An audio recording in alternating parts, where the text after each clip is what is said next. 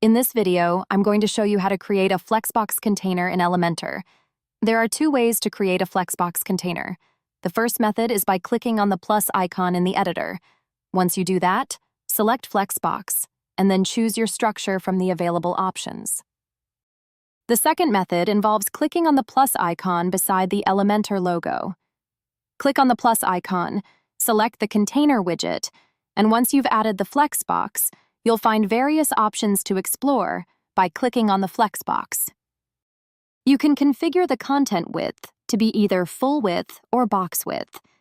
There's also an option to set a minimum height, which is particularly useful when you're creating a hero section.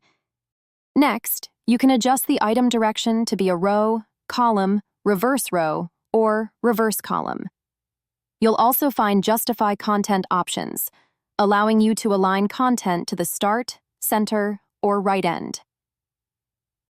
You have the choice between space between, space around, and space evenly.